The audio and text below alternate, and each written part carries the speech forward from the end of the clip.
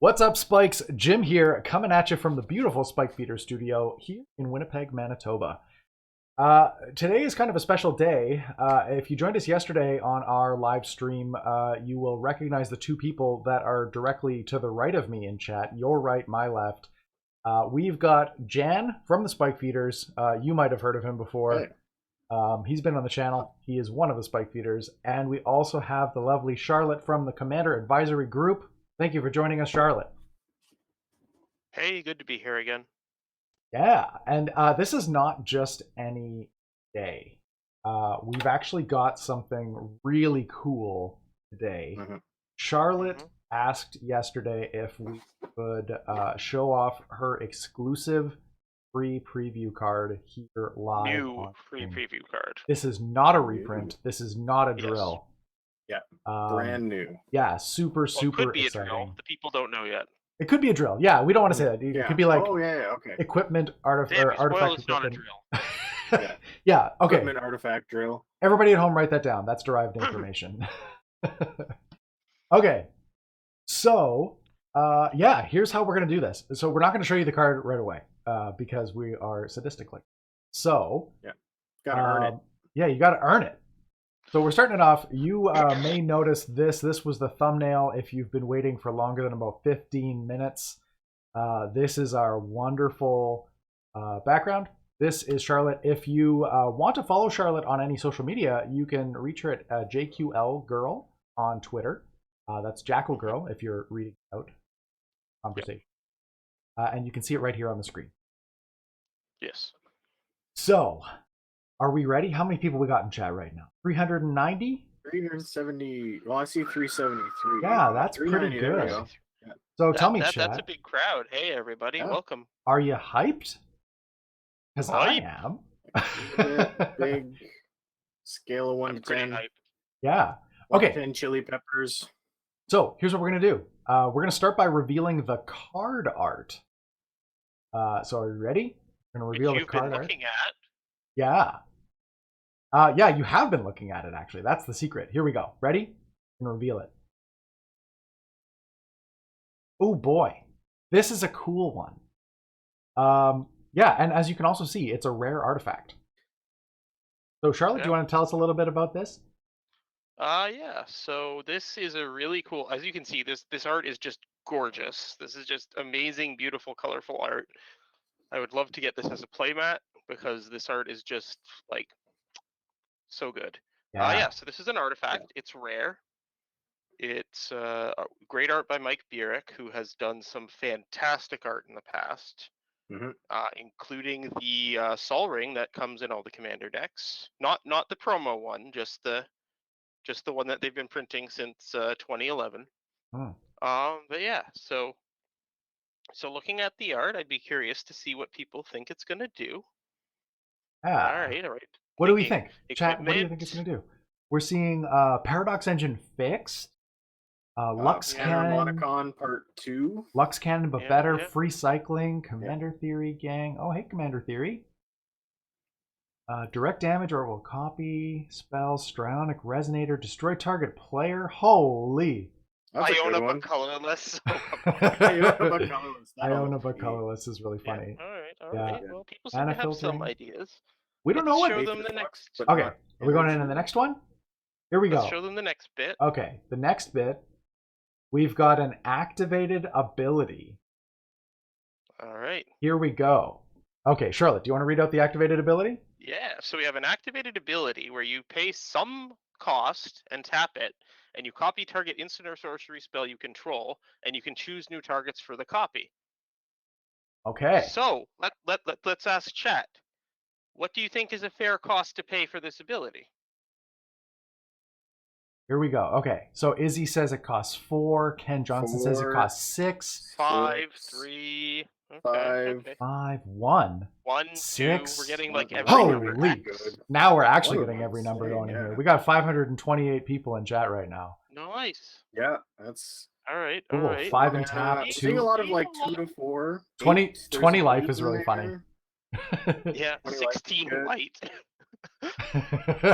Phyrexian mana. Okay.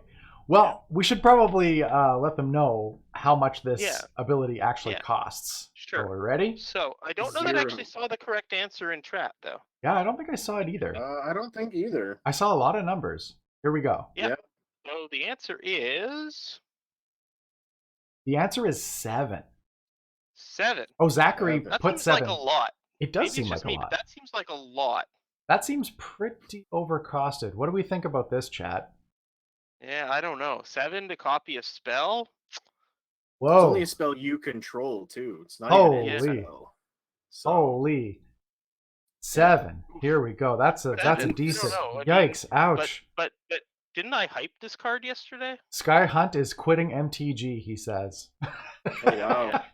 Now, Yep. 7 equals too much. now here we Yeah, go. yeah. Spleen Okay. Face. But look where this ability is on the card. Yeah, Like, Spleen Face says it something better else have a. above here. Spleen Face says it better have a really spicy first ability. Yeah. Was it okay. first ability? I thought they were just giving us space to admire the art. Yeah, Well, it's no, not no. really. See, they're doing something different. They're putting the flavor text above the card text. Oh, that's what. Yes, there we go. Yeah, the flavor text actually just says, "I'm quitting MTG, Sky Hunt." Yeah, all right. Well, let's show them a little bit more. Want to see the next one? Okay, here we go. We're going to show you the Let's show you name a little, and the mana cost. and the mana cost. Boom. This card is called Twinning Staff, Twinning Staff, and it costs 3. and it Plus costs 3. Yeah. Here we go. Okay, it's called Twinning Staff. It costs 3. We know it's an artifact. You teasers. Here we go. Okay, so what do we think about the mana cost? Do we think that this is fair based on what Yeah, the people are activated saying ability it's- cost is? Yeah, people are saying it's nice. I mean, if all it did was that 7 ability, I'd probably want this to cost like 1. Yeah. Yeah, I would Maybe agree. not be a rare. Yeah. Like Yeah. make it a common or something. Yeah. Maybe. We But gotta- it's not a rare. It is a rare though. Here we go. Okay. We're getting a So lot of we- mana All right, reducing. 10 mana to copy a abilities. spell is bad. I will agree with you there. Yep. Okay. Here we go. Do So we want to? what can we possibly do to make this worth it? Mana cost is fair. If the first ability reduces, cost reducer, you Yep. can trophy mage it. Activated Yep, abilities okay, cost 1 okay. less. Yeah. Decent, yeah. Another makes- Isochron Scepter. Tap for mana? Should we- That'd be interesting if it tapped for mana. Okay. Sure. Okay, you ready? Here's Let's fill them in on what it actually does. Okay. Here it is. Charlotte, you want to go ahead and read it? So, when I'm waiting for the stream to. There it Yep, is. If you Yep. copy a spell 1 or more times, instead copy that spell an additional time. You may choose new targets for the copy. So that 7 tap doesn't just copy a spell once; it copies it twice. At least. There we go. Okay. People are changing their Oh. minds, I think. Yeah. So see, 7 to copy a spell twice seems a lot more Twice. fair. To me. Or Carmonicon is really Yeah. funny. Carmonicon, Yeah. Give me So, 1 second. yeah, Charlotte, I if you have wanna a- Tweet it out. Yeah, I just have a tweet to send out. If any of you are going to start sharing this, please don't screenshot it from the stream. Charlotte's going to tweet it out, and you can grab a high Yep, quality. I just did. You can grab a Yeah. high quality version of the image. The high quality image direct from Wizards. Pure and where Toothy. is- Pure and Yeah. Toothy's a fun one. Doubling season for spells. Static ability for 3 is great. Yep. 10 Yeah. out See, of like 10, the static yeah. ability for Grace. But so now, chat, are you a little happier about that 7 now? Yeah. 7's I think a still lot of high. people are. 7 is still high. Yeah. But we've got a lot of things that we want to talk Yeah, about for this Riku card. has a new best friend. Yeah, That's a good. Yeah. When I saw Yeah. this one, I immediately thought Riku. Elliot thought Melik is it Paragon would be a great. Yeah, Elliot was talking about Malik Alex today. gonna love this. Yeah. Yep. Who Alex else? good. Well, here, why don't we swap back? People have gotten a chance to see what it does. Let's swap back to our face cams here, and we can pull up some of the cards that we're talking about. Let's talk about Riku of 2 Reflections and how this interacts with Riku. Riku is a 5-mana 2/2 if you're not familiar, and whenever you cast an instant or a sorcery spell, you can pay 1 blue and a red, and if you do, copy that spell, and you can choose new targets for the copy. So this is a pretty obvious interaction. You're just going to end up copying it twice. Yeah. That's a really good one. Here's another good one. Melik is it Paragon? If you're Mm. not familiar with Melik, Melik is a 6-mana 2/4. You play with the top card of your library revealed, and you can cast the top card of your library if it's an instant or sorcery. And whenever whenever you cast an instant or sorcery spell from your library, copy it, and you can choose new targets for the copy. So Yep. this is kind of cool, especially if you've got things like Future Sight. Anything that's going to let you. Yeah. Mind That's you, I another guess. good one. God Eternal Kefnet. Ooh, God Eternal Kefnet. Let's pull that one. God Eternal Kefnet. Go. Yeah. Kefnet is a 4-mana 4/5 with flying, and when you reveal the first card you draw each turn as you draw it, whenever you reveal an instant or sorcery card, you copy it and you cast the copy. Oh, actually, sorry. No, Yeah, actually, it's not going to work. It's actually not going to work with Kefnet because with Kefnet, you're You're not copying copying the the card, spell, not copying the spell on the stack. So Yeah. that doesn't work. And it does work with Thousand Year Storm. It does work with Thousand Year Storm. It does work with Wart the Raid Mother. It does work with Storm itself. And Narset's Reversal. Yeah. Yeah, and Yeah. so notably, Copy it next time. Notably, God Eternal Kefnet doesn't work for the same reason that Isochron Scepter is not going to work. Yeah. Right. Yeah. Yeah. You have to be copying the spell when it's actually on the stack, not before you cast it. Exactly. But So yes. Yeah, War Ral. We were going to talk about that one. Yes. What is it, Ral? Storm? Storm Conduit. Conduit. Here we go. So Ral's -2 is the notable ability here. Whenever you cast, when you cast your next instant or sorcery spell this turn, copy it and you may choose new targets. Yep. So. And then his passive is also what closes out the game for you. Yeah. As people are mentioning with 2 fork effects, it just kind of loops. 2 fork effects will just loop themselves anyway, but with this, you actually get to cast other spells or copy other spells. Yep. Yeah. Or even just like a 3-mana ritual and reiterate. Yeah, bought back for sure. Is a nice infinite loop there. Yeah, I for do like people this. that are asking in chat about how it works with things like Storm or Zada that create multiple copies of a spell, you'll get 1 extra copy of the spell. Yep. With Zada, you will get to choose where that extra copy goes. But remember, it's not being cast, so it can't re-trigger Zada that way. Yeah, and I see somebody brought up, this was one of our favorite interactions that we were looking at, is Calamax, which is the new... I'm assuming that this is the deck this is in Calamax's deck. So. For sure. So, somebody actually brought up one of the interactions that we were talking about earlier, which was Calamax and Berserk. Yep. That's a spicy meatball. Charlotte, you want to just maybe walk us through what how this works? Yeah. Okay, so if you haven't cast an instant spell this turn, you attack with Calamax. So now he's tapped. Then you cast you Berserk. That triggers Calamax, puts a counter on him. So now he's a 5/5. Then Calamax's trigger will copy. No, sorry. You don't. Sorry, Calamax's trigger will copy the spell, which triggers him and puts a counter on him, so making him 5/5. So this is just without twinning stuff. So just this. Then the first Berserk makes Calamax 10 power, and the second one makes him 20 power. Yeah. Throw in twinning staff. You copy it another time, putting another counter on him. So then he goes from 6 to 24, 6 to 12 to 24 to 48. So because you end up kill someone. Because notably, Calamax triggers when you copy a spell. So because it copies it an additional time, you get another counter, and then that is doubled and then doubled again. Calamax, again, look at it. I see John Caesar asking what's the interaction with Conspire. When you Conspire, you're copying the spell as it's on the stack. So it will proc the twinning staff, so you'll get 2 copies of the spell instead of just 1. Yeah, so let me see if my card vector is going to work. I'm trying to pull up Wart Raid Mother. Is it Wart the Raid Mother?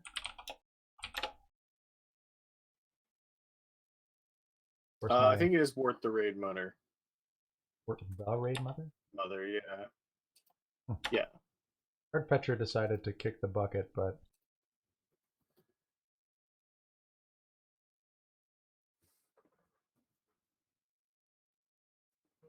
yeah, so Conspire is an interesting use case for it. Absolutely. Mother, am I not working? Anyway, does it double storm triggers or only just once? That's a great question. No, it just makes one extra copy. Yeah. Because the storm trigger makes all the copies at once, so it'll just add one more copy. So storm +1 isn't terrible, but maybe not worth 3 mana. Yeah, it's probably not why you're playing the storm spell to begin. But hey, there's Wart. Yeah, so Wart the Raid Mother, when you conspire it, if you tap 2 additional untapped creatures you control, you're going to copy it, and then Twinning Staff would make an additional copy. Yeah, Replicate is really good. Replicate is really good. Replicate's really good. You know what? I want to bring up a card that hasn't been mentioned, at least I don't think, in chat. I was kind of running a stream while chat was kind of popping off about it, but let's pull up. Here's a card that you might have seen us play on the channel once or twice. A little card called Chain of Vapor. Now, Chain of Vapor and Chain, there's a whole cycle of these, but Chain of Vapor is an interesting card because it allows you to copy itself while you're casting it. So the cool part about this is if you run out Chain of Vapor, as a lot of people do in CEDH, people will often target their own things, their own net positive mana rocks, like Mana Crypt, Mana Vault, Soul Ring, Grim Monolith, anything that's net positive, Mox Opal. Yeah. And the idea is you can tap a whole bunch of lands, float some mana. You can cast this targeting one of your own mana rocks, bounce your stuff, bounce your one thing, sacrifice your land to make a copy of this spell, and then bounce some more mana rocks. Then you can recast all of your net positive mana rocks, make a whole bunch more mana, and then sometimes if you want, at the end of that chain, you can bounce something of your opponent's. Now the cool interaction here is that every time you copy it, you're getting 2 instead of 1 with Twinning Staff. So if you decide to bounce your Mana Crypt, you can sacrifice 1 land and make 2 copies of Chain of Vapor. Then you have 2 more mana rocks. You can bounce both your mana rocks. You can stack 2 more lands if you want to at that point and make 4 copies total. You could bounce 4 things controlled by your opponents. Jim? Yep. Would it be possible to get Twinning Staff staying up on screen as we show these other cards? Yeah, as we well? can pull it up. I don't know if it's going to be possible to do it at the same time, but I can definitely pull up Twinning Staff. There you go. Perfect. Okay. So there's Twinning Staff. For anyone who missed it and came in late, here's the card that we're talking about. Absolutely. Yeah. So when we talk about Chain of Vapor, it also sort of mitigates the disadvantage because sometimes you don't want to Chain of Vapor your opponent's stuff because they can sacrifice a land and bounce something of yours. But the good part is every time they sacrifice one of their lands to bounce one of your things back, you can sacrifice one of your lands and bounce 2 of their things. So it's sort of an added, disincentive, if you will, kind of built in. There are the other Chain of Vapor cards, Chain of Vapor cycle cards. Not all of them work quite as well as Chain of Vapor does with this particular card interaction. One thought I had is Chain of Stasis, which is like a card from Homelands of all places.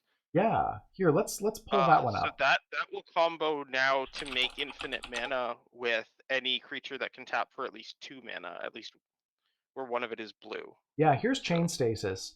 Or Chain Stasis, not Chain of Stasis. Yeah, I'm not going to read the card text because the Oracle text is a little bit better. You may tap or untap target creature, and then that creature's controller may pay 2 and a blue. If the player does, they may copy this spell and choose a new target for that copy. There's Chain State. Hop back over to Twinning Staff if folks want to take a look at it.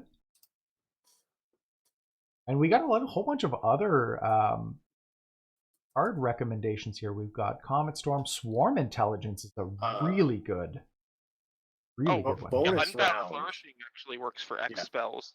Yeah. Bonus round. Bonus Yeah. round. Yeah, bonus round. Using this with bonus round breaks the symmetry on bonus round, which is good. Let's which pull up is bonus very round. Pull up bonus round Uh, here. Here's bonus round. It's a 3 mana sorcery. Until end of turn, whenever a player casts an instant or sorcery spell, that player copies it and may choose new targets for the copy. This means you're going to get 2 copies every time you cast a spell. Everybody else is only going to get 1. Mm-hmm. Yeah, which is fantastic. Yeah, that's a pretty good one. Here we go. Okay, Comet Storm, Swarm. Yeah, I really like Swarm Intelligence. Love Swarm Intelligence. Mm-hmm. Swarm Intelligence, whenever you cast an instant or sorcery spell, you may copy it. Pretty straightforward. You're going to get 2 copies here. Yeah, with Calamax down and tapped, I think stuff's going to get disgusting with this card when Calamax is down and tapped. Oh, this works really well with Lutri. Oh, wait. With which? Yeah, Lutri? everybody's bringing Oh, up with the Lutri. Otter. Yeah, with the Otter. Yeah, rip. Rip. How does it interact with Narset's reversal? It works. Yep. It works. Copy You the can spell make on 2 the side. copies instead of 1. Yep. So yeah, so Twinning Staff has a replacement effect, so it modifies the act of copying the spell into copying it twice, basically. Yeah, somebody's mentioning Hive Mind. Does it work with Hive Mind? I need to see the wording on Hive. No, I'm pulling it up. Hive Mind. Each other player copies the spell. Yeah, it works. Yeah. So it'll work for the ones but, that you get. Sorry, can I see twinning? Can I see Twinning Staff? Yeah, it will work for your opponent's spells with Hive Mind, but it won't give you copies of your own spells. Right. Yeah, that's correct. So you would get 2 copies of each spell your opponents cast instead of 1 copy, which you would normally get. Yeah. Can we go back to Hive Mind? So yeah, because it says each opponent copies it. So. Yeah.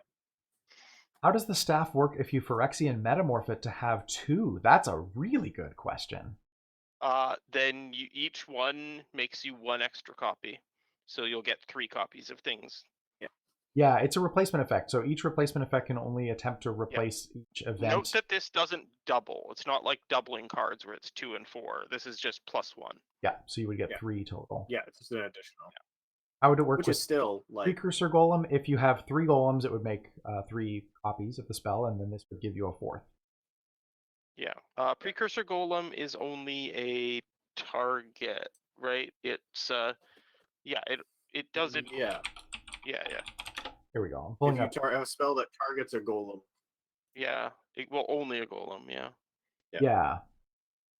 Well, hang on a sec. Whenever that player copies that spell for each other golem that spell could target, that several copies of several instances of a single copying effect, so it'll only proc your staff once. Okay. But you can choose new targets for the copy. So similar to Zada, I think. Yeah, same with Zada. Yeah, it's exactly the same as Zada. Yeah. How does it work with Calamax? Is it 5 copies of the spell when you activate the staff? Well, you cast the original spell. Calamax will copy it if he's tapped, and then Twinning Staff will make that 2 copies, and then if you activate Staff, you'll get another 2 copies. Yeah, so 5 copies total. You'll get 5 copies total. Yeah. And Calamax will get 4 counters. One other spell that I would love to copy, I'm going to pull it up here, is Dark Petition. Yes. Yeah. This one is going to be expensive because if you're casting it for 5 and then copying it for 7, it's going to be a 12 mana investment, but you get 9 of that mana refunded if you've got Spell Mastery online, and you get to search for. I think paying 3 mana for 3 Demonic Tutors is pretty decent. Yep, 3 mana for 3 Demonic Tutors seems pretty good. If you can't win the game at that point, I think you may want to revisit that construction. Krivs is right in that it doesn't work with Eye of the Storm because that's, again, copying the exiled cards and having you cast the copies. Yep. Echo Storm. Echo Storm is a 5 mana sorcery. When you cast a spell, copy it for each time you've cast your commander from this game. You can choose targets. Create a token that's a copy of target artifact. Oh, wow. Oh. That's pretty dope. I don't know if this will only copy Echo Storm 1 additional time. It won't copy it a whole bunch of times. Right. But so like if you still even copying it once, so like say you make cast it and you make another copy, you now make 2 copies of Twinning Staff. And then the next one's going to resolve. And then the next, and you'll make 3. But you've already copied the stuff before any of them resolve. Like, because the copy is a cast trigger, right? So before anything resolves. Yeah, no, that's right. Yeah, but so still, it's close. It's insane value. That's pretty good. Yeah, it's insane value for sure. Here we go. We got Fury Storm. Yeah, these Commander Storm ones were they came up when we were talking about them as well. Here's Fury Storm. When you cast a spell copied for each time you cast your commander from the command zone, copy target instant or sorcery spell. You may choose new targets for the copies. Yeah. Okay, this might go infinite. Okay, well, let's talk this one out then, right? So we cast the first one, and it goes to resolve. We cast, say, like Lightning Bolt. Yeah. Then we Fury Storm Lightning Bolt. Yep. So the first copy of Fury Storm goes to resolve, assuming you have a Commander Storm count of 1. Yes. Then the first one goes to Fury resolve. Storms. Yep. So doubling staff. So Twinning Staff copies Fury Storms. So you have 3 Fury Storms. Right. Yeah. Assuming you've cast your commander once, you get 2 Fury Storms. Yes. And then the Twinning Staff makes a third. So the first one goes to resolve, and you can target one of the other ones on the stack. Right. Well, so you can. No, that does actually go infinite. Yeah, that will go infinite. Yeah. Because you can. But you also for each of the Fury Storm, you can make a copy of. So for each Fury Storm, you'll make a copy of the original spell and a copy of the original Fury Storm. Yeah. Yeah, so that will go infinite. That goes infinite with anything that deals damage or with RAL or anything like that. Yeah. Yeah. So, and I mean, this costs the same as 2 forks. Yeah. Yeah, really. And it doesn't require you to activate Twinning Staff. This is just using the static or the replacement effect ability. Doesn't it go infinite with a simple fork if you can copy it? Yes. Yes, that too. If you can copy the fork, so if you have Ral Storm Conduit out, you can minus. It's tricky. You need an original spell. So, but if you can copy a fork, it just loops itself. Yeah. Yeah. And Alex B asks, does it work with Epic? You can absolutely copy Epic spells while they're on the stack. But you can't. And you can copy the copies. Right. Yeah, you can copy the copies, but you can't cast copied Epic spells, if that makes sense. So, like Icecrown's Epic doesn't work, but this does. Yeah. So you can copy it each turn. So since you can't cast spells, you can copy the upkeep copy each turn with the 7 ability. And get 3 copies of that. Plus, if you copy the epic spell when you cast it initially, you'll get like multiple epic triggers each upkeep. So. Yep. We'll pull back up Twinning Staff here. So you could get up to, assuming you have 1 Twinning Staff and the mana to use it each time you can get up to basically 5 epic triggers each upkeep. So. Yeah. You copy it originally, you have 3 that make perpetual epic triggers, and then you can copy one of those copies again twice more each turn for a total of 5 spells each turn. Yeah. Yeah. So that's Twinning Staff. Pretty sweet. It's sweet. Yeah. So many things you can do with it. It is a card for sure. Do you think it has CEDH applications? I'm a little skeptical. It's CDH applications is a pretty high bar. I want to see what people will try it at least. I think that some people will try it. I think that Cobblepot might try it. I think that Jan will try it. I think that Bill will try it. Yeah, I don't think this isn't really a card for me unless we find something real weird with it. Okay, Micah is asking, does Twinning Staff combo with Echo Storm if you use the staff's ability? It might. So you would cast Echo Storm. Your Twinning Staff would copy it as it's resolving. Oh, no, sorry. You've cast your commander once, so it gets copied when you cast it. Twinning Staff makes an extra copy, so you've got 3 total. Then you're activating I think if you let the first one resolve, so it copies your Twinning Staff, then you activate Twinning Staff, you'll get 3 copies of it. Mm-hmm. And that would bring you up to 5 copies total on the stack. I think you would need a way to keep activating Twinning Staff. You would already have to have infinite mana. I think I would agree with Cormac. But if you And a do, way to untap the stat. Oh no, well, because you're infinite making mana, copies. you Yeah, can use that, if you've got infinite mana, then it would work. Yeah, Mhm. it's like very close though. If you had Paradox Engine, then Paradox Engine would work with this. So if you're playing it in like Canadian Highlander, Oh yeah, for sure. If you're playing it in Canadian Highlander and you've got it in like Paradox Academy or something like that, then that seems really good. If you were Ilan, who's the best commander? I think Calamax probably is the best commander for this. Although we talked about a few others. Yeah. Like for combo, probably Calamax. Yeah. For just value, maybe Riku. Yeah, maybe Riku. I like the idea about Wart though. That's kind of cool. I hadn't considered that before we started. Wart's pretty interesting. Yeah. Wart is pretty sweet as well. Yeah. Yeah. So, and I think if you've already got infinite mana, then you can pretty much pick your way to win. So, Twinning Staff is not a unique way to win with infinite mana for sure. So that's Twinning Staff. So thank you, Charlotte, so much for coming on to preview. It was, and I was happy to be able to share it with you guys and get some hype out there for it. Yeah, real fun.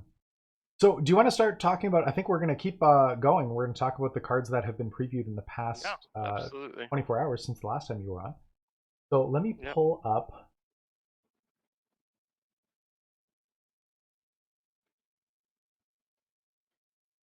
Order.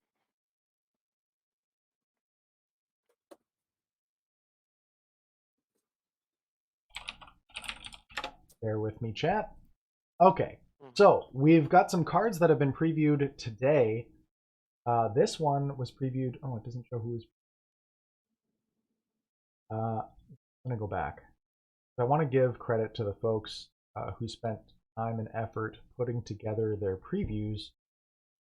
I can definitely relate because I put a whole bunch of time and effort into this preview. Thank you. And it wasn't even your preview, Jim. Here we go. Okay, so this card was previewed by Olivia. Oh, so cool. Okay, we love Olivia. Oh, which one? Nissa, Steward of Elements. This sweet. is Solid. it's a reprint. Yeah, that's from Amonkhet. Yeah. That one's kind of cool. Yeah. And I think she might actually be streaming right now. I think she might be previewing her moment. That's cool. Yeah. Well, we can hop over when we're done here then. Yeah. Okay, Commander 2020 spoilers. Here we go. Animus Awakening. I do love this card.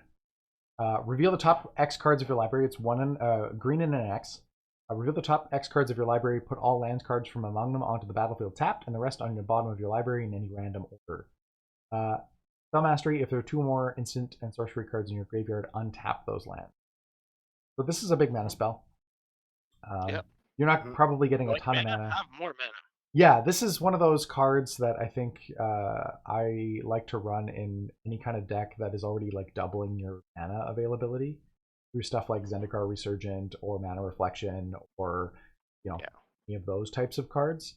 This is like a Boundless Realms, those types of cards that are just like, you're at like 8 mana, let's get you to like 30, and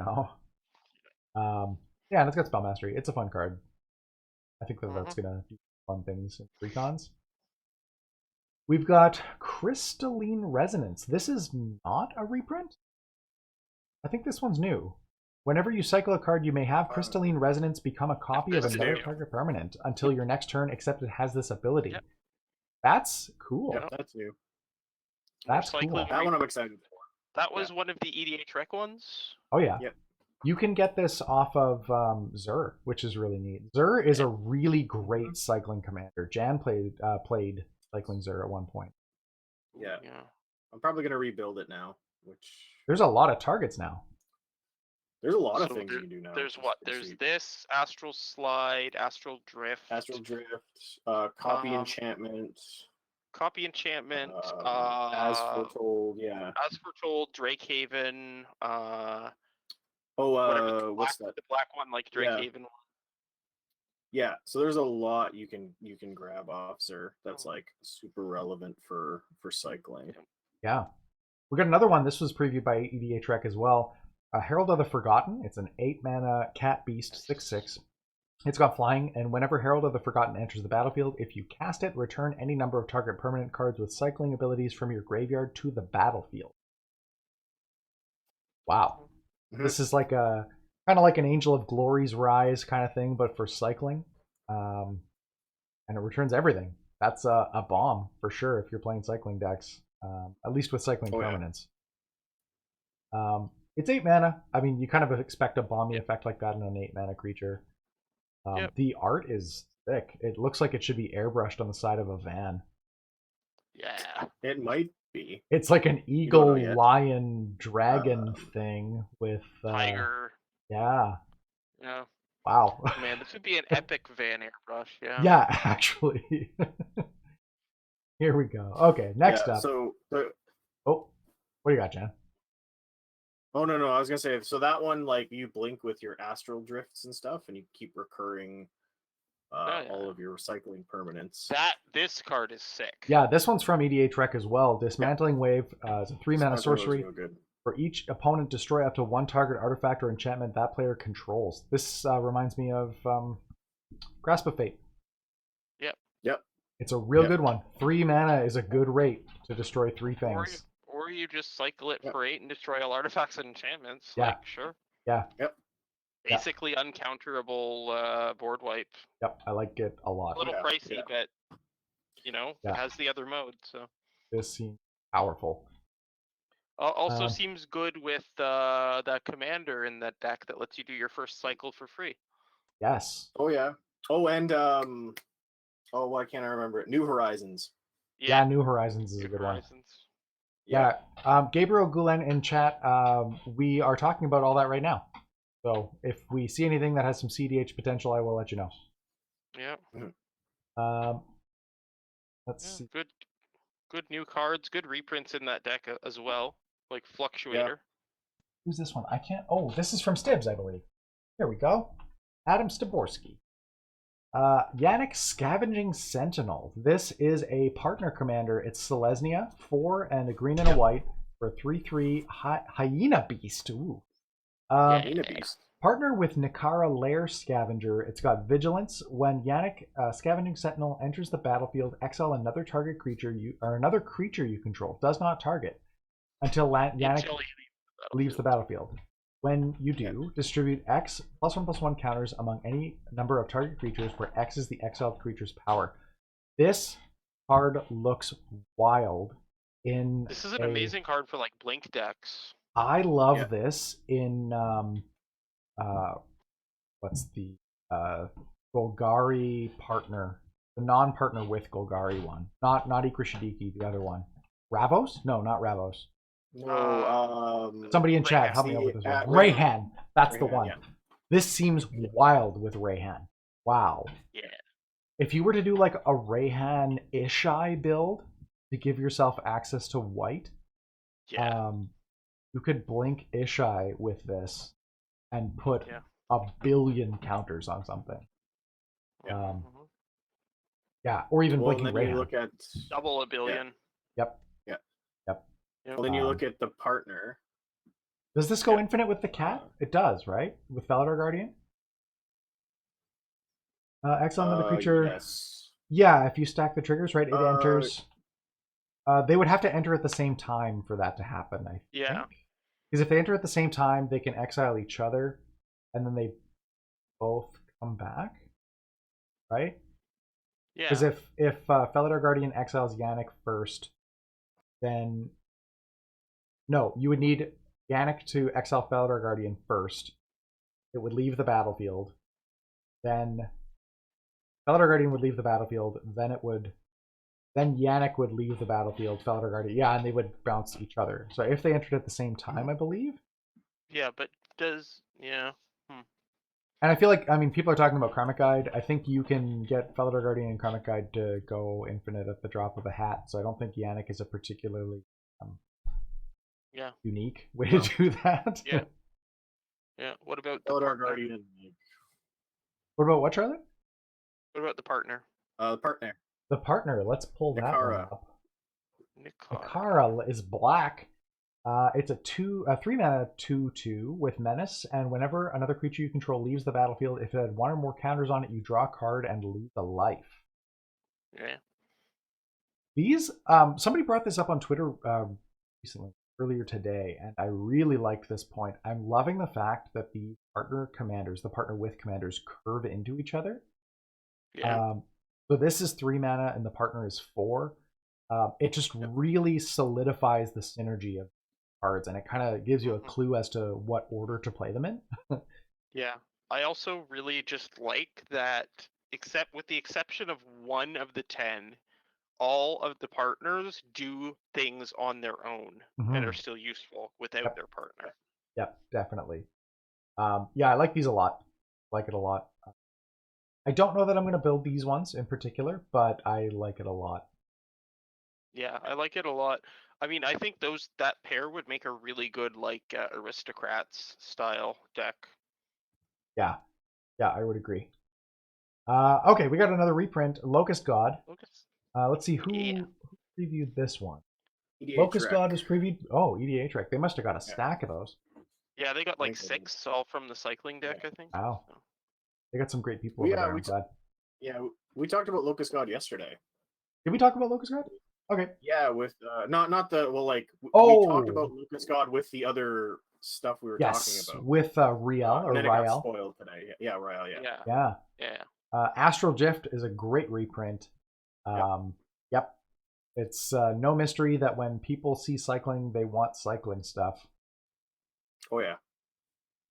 Such as Fluctuator. Yeah, you know what? That's the card after the next one, so we'll talk about that in just a sec. Eternal Dragon is a 7-mana 5/5 dragon spirit with flying. It's got an activated ability for 3 white. Return Eternal Dragon from your graveyard to your hand. Activate this ability only during your upkeep. And it's got plain cycling too. Yeah. Is that a reprint? No. Oh yeah, Yes. it is. Yeah, it is. Okay. Yeah, it was from what, Scourge originally or something? Yeah. Yeah. Here we go. Fluctuator. This is a great reprint, and Charlotte's going to tell you why. I'm going to switch our scene here. Charlotte, well, Fluctuator. What are we looking at right now? Fluctuator hasn't been reprinted since Urza's Saga. Urza's Saga, yeah. Back in 99. So when the cycling deck was announced, there was a bit of a price speculation on the card in the past few days, as you can see. Yep, it went up to $30 today. Bum, bum, bum, bum. So, great reprint. It's a really good reprint. Yeah, it's a great reprint. This is this spike would have been right around where Amonkhet was, right? Yep. Yeah. The initial spike. spike. Yeah, it was Amonkhet. Yeah, when Astral Slide was originally printed. Astral Slide? No, it was when cycling came back as a mechanic. Yeah, but that was when. What was the Amonkhet? So Amonkhet. It was Amonkhet. Yeah. Astral Drift was in Modern Horizons, so that was long after Amonkhet. Yeah, long after. But as soon as they got cycling back, I because I was playing Xur and it looked really cool. I picked up a Fluctuator when they were like $2. Yeah, my guess is the first big spike is Amonkhet, and then the second bump is Modern Horizons with Astral Drift. Yeah. And it's crazy because it's actually a deck in Pioneer. I know we don't talk about Pioneer a lot, but yeah, there's a cycling deck in Pioneer. That's funny. Well, I mean, they don't get Fluctuator, otherwise the price I think might stand. Yeah, no. It's kind of a crazy. You just cycle your whole deck and win with Jace, Labman Jace. Bone Kill 476. We did talk about Twinning Staff and Isochron Scepter. It does not work the way you want it to work. Because you're not copying a spell, you're copying the exiled card and then casting the copy. Yeah. That's a slight difference in the wording that makes it. Yeah, it's the reason Isochron Scepter worked so well with Paradox Engine is the reason it doesn't work with Twinning Staff. Right, because you're casting the copy as opposed to copying the spell on the stack. Yeah. So next up, we got a card that was previewed by Wizards of the Coast, Lava Brink Floodgates. This is the red colored artifact. We saw the black colored artifact yesterday, I believe. Yeah. This one's a mana rock that adds red. And I really like this. And at the beginning of each player's upkeep, that player may put a doom counter on Lava Brink Floodgates or remove a doom counter from it. Doom counter. Yeah. Then, if it has 3 or more doom counters on it, sacrifice it, and if you do, it deals 6 damage to each creature. Yeah. Wow. This is super sweet. This is wild. I want this like right now for my Ashling deck, just because. This kind of reminds me of a more interactive impending portal? No, impending disaster. It's a 2 mana enchantment that destroys all lands. Yeah, it's a 2 mana red enchantment. Disaster. There you go. Impending disaster. During your upkeep, if there are 7 or more lands in place, sacrifice and destroy all lands. I think I like this Lava Claw one more because it's more like a Will of the Council kind of thing. Yeah, speaking of, it reminds me of Coercive Portal. Yeah, where if you can get enough people on board with the fact that it's necessary, then it's going to happen one way or another. Really cool multiplayer design on this one. I like it a lot. I do kind of wish that it would not be sacrificed, like it would go back to your hand or something. Yeah. Because like it's not like the lava, like I don't think I guess it fits with the doom counter. I guess they're breaking, so whatever. But like, it feels like if they're floodgates, you should be able to close them again, right? So the thing with this, as you're mentioning, is if I play this and nobody's got creatures, but people don't want me to have ramp, it's just like next player's upkeep, put a counter, next player put a counter, next player put a counter, and it's gone. Yeah, and sort of in keeping with the theme of cycling in a lot of these decks, this kind of gives it alternate utility when you're not using it for what might be the primary use case of it. Right? If you're playing it as a slow board wipe, you're going to get some value out of it in the meantime, which is really nice. It's not a terrible rate. 4 mana for 2 colored mana is pretty good. It enters the battlefield untapped. So it's not a terrible mana rock in its own right. I think this is a cool card. I think it's a sweet card, I like it a lot. Very flavorful too. So. Yeah, definitely. You're kind of holding things back, and then boom! Yeah. That's a cool one. So we have EDH Rec to thank. Oh no, Wizards of the Coast, sorry. The Wizards of the Coast for that one, And here's another WotC preview card, Fireflux Squad. It's a 4 mana 4/3 with haste. When it attacks... This one's really weird, and I like it, though. This is a strange one. I like this one, too. You may exile another target attacking creature you control. If you do, reveal cards from the top of your library until you reveal a creature card. Put that card onto the battlefield, tapped and attacking, and the rest on the bottom of your library in any order. This reminds me of a card. There was an enchantment. I think it was Shifting Shadow. It was from... let's see... Shadows over Innistrad block. It was Shifting Shadow. Yeah, here we go. It was from Commander. Enchanted creature has at the beginning of your upkeep, destroy it and reveal cards from the top until you reveal a creature, then put it onto the battlefield. Yeah. Kind of reminds me of this, but you get the that card is right sweet. away. You know what my first thought with this fight, whatever it is, the squad is? You Sova Dragon Claw. Oh, okay, yeah. I'm gonna steal your creature, swing with it and this thing, exile your creature, and get another creature. That's kind of cool. I like that. It's kind of like a take your stuff, but then but then it's my stuff now. Then you're polymorphing. I might play this in.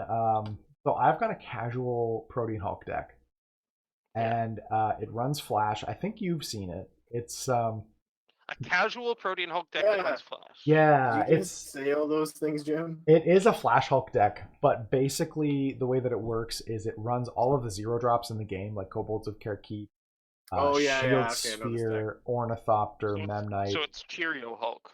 Yeah, and then basically what you do is you flash in Hulk.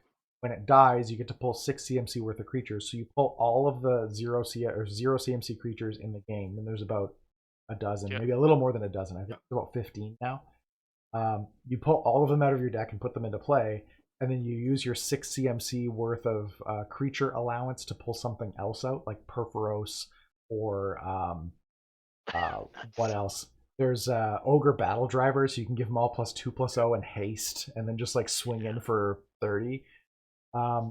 This is kind of cool in that because the deck is basically half hero drops, like awful creatures, and then half beaters. Because I found that with the Protean Hulk trigger and that 6 CMC, it's not enough to close out the game under that game plan. Yeah. But if you mass polymorph all the 0 drops away, you can pull out a dozen fatties out of your deck and swing with those. It's just all my favorite fatties. It's like stupid Eldrazi, dumb idiot, Tidespout Tyrant, stuff like that. Yeah. That also sounds like it would be a good deck for like Burn at the Stake. Yeah, exactly. Yeah. Exactly. Fireflux Squad, that is a Riku deck, actually. So I don't know that it's going to benefit from Twinning Staff, but it will benefit from Fireflux Squad 4. What's up next? Let's see. In a big band of Watsy spoil. Here's another one. Oh, that's the one from Stibs. Okay, we already talked about. So we're up to. Here we go. Oh, that card, the Barracuda. Barracuda is ridiculous, and I love it. So Barracuda is a 4-mana 3/4. It's a fish, and any player may cast spells as though they had flash, and your opponents can't cast spells during your turn. Wow. This is a cool card. It's crazy. I love it. It's like fair to fairy. It's like to fairy creature. The fairy creature, right? Yeah, the Archmage, yeah. It's kind of like a ley line of anticipation mixed with like a Grand Abolisher. Yeah. Or Dragon Lord Dromoka. Yeah, I'm kind of surprised this is mono blue, to be honest with you. This feels like an Azorius card. Yeah, well, I mean, blue can stop people from playing on your turn anyway, right? It's basically just part of the sorcery speed restriction, right? Yeah. Like the fairy has. It's just I don't care what you're doing on my turn. But yes, you're right. Yeah. This could be like blue-white, but it's super interesting anyway. I think this card is going to see a lot of play. The art is gorgeous on that. Yeah. I think that this is going to see a lot of play. This is done by Uriah Voth. I don't think I know that artist. Very cool I think card, they're definitely bringing in a fair few new artists for this set, which is also really cool. Command Tower, I don't think we need to say anything about that, or Commander Sphere, or Sol Ring. Actually, maybe I do want to talk about Commander Sphere. I like Commander Sphere a lot as a mana rock. I think it's my favorite 3-mana mana rock. Let's see who got the... Oh, this was Rachel Agnes's... She got those 3 staples you just mentioned. So. Yeah. So shout out to Rachel Agnes. That feels kind of like a gimme though. It's like, okay. Oh no, there's Sol Ring and Command Tower in this set. Yay. Yeah. I mean, Commander Sphere I could see going either way, right? Yeah. But it is a 3-color set, so probably. I do like Commander Sphere a lot. I include it in most of my casual decks. The card's good. I'm never not happy to see. Yeah, I don't currently play it anywhere, but that's because I don't run 3-mana rocks in a lot of my decks. So. Yeah, I mean, this is, I should say that with a caveat. If I'm going to run a 3-mana rock, that's what I'm probably going to. Well, usually that or Lantern. You know what? I'm not a big fan of Lantern. I don't like Chromatic Lantern. I would take drawing the card. I would take drawing the card every single time. I love drawing that card. Because I find I do it quite frequently. That's fair. Oh, the card next to Sol Ring there is really sweet. All the Copper Coats? So this is it's not flashy, but it's solid. This is a 3-mana instant. It's got Strive, and it costs 1 and a white more to cast for each target beyond the first. Choose any number of target opponents. Create X 1/1 white human creature or human soldier creature tokens, where X is the number of creatures those opponents control. This is way, way, way, way better than Launch the Fleet, which is a card that I play in my Annex and Siamede deck. I will be swapping it one for one with this card. This card is very good. Yeah, and like any white deck that runs Skull Clamp is going to want this. So. Yep. I play token strategies. I play Launch the Fleet in Annex and Siamede because it actually does target Annex and Siamede, and that you can get Relic Trigger, which is nice. But I think this card is going to, on average, make probably 4 to 6 tokens. And if you have the extra mana to pour into it to target 2 people, right? Right, exactly. Yeah. Yeah, it scales well with the game. You know, if you're casting this with one target, it's not the end of the world because you're obviously going to pick your opponent that has the most creatures. And It's like you with the token deck. I'm now also a token deck. Right. Yeah. I don't think I would ever be mad to draw this in my NX Tiny deck. Yeah. Seems sweet. Yeah. To everybody in chat who's asking about specific cards, if they've been previewed in the past day, we are going to get to them. Okay, next up, we've got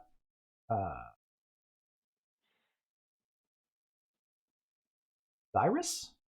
Iris. Cyrus. I forgot to check who previewed it.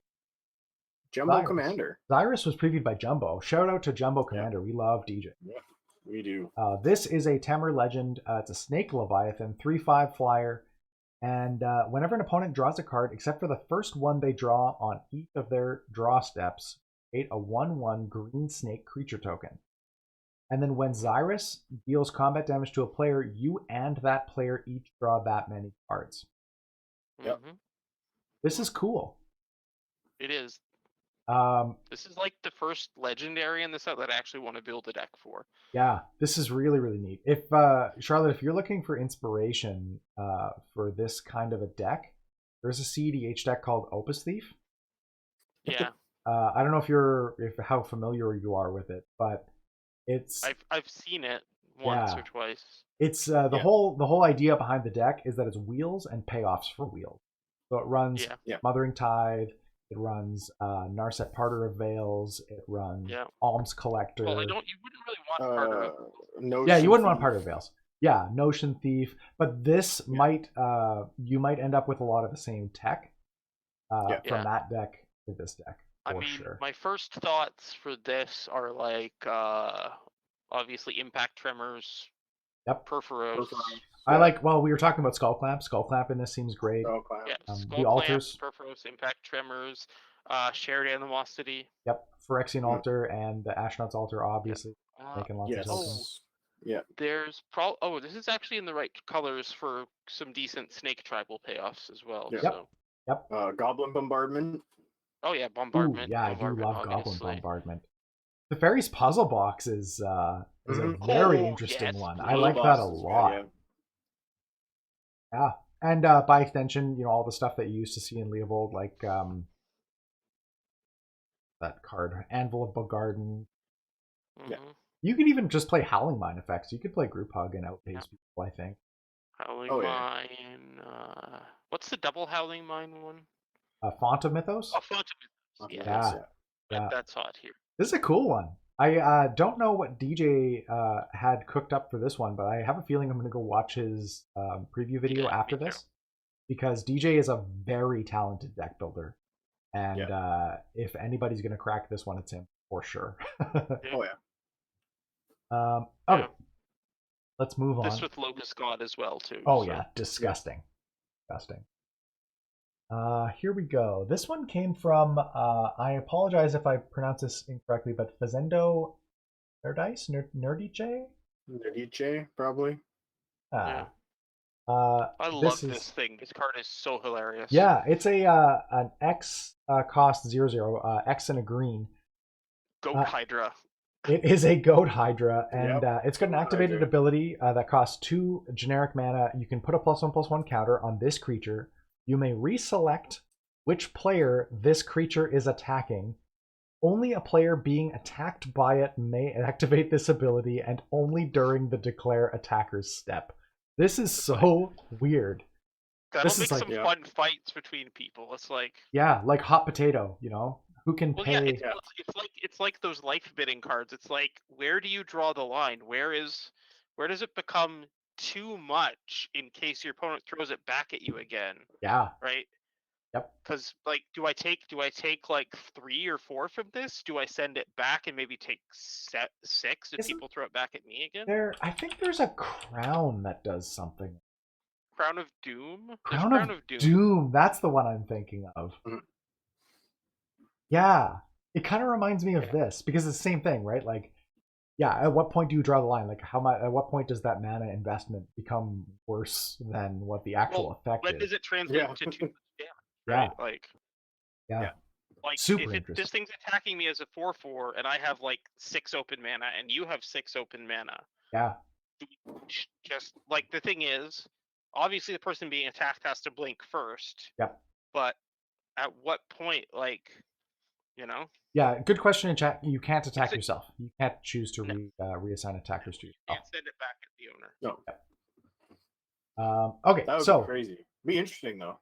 next up, Yeah. we've got Cartographer's Hawk, which is a 2-mana, 2/1 flyer. Oh, When it deals yes. combat damage to a player who controls more lands than you, return it to its owner's hand.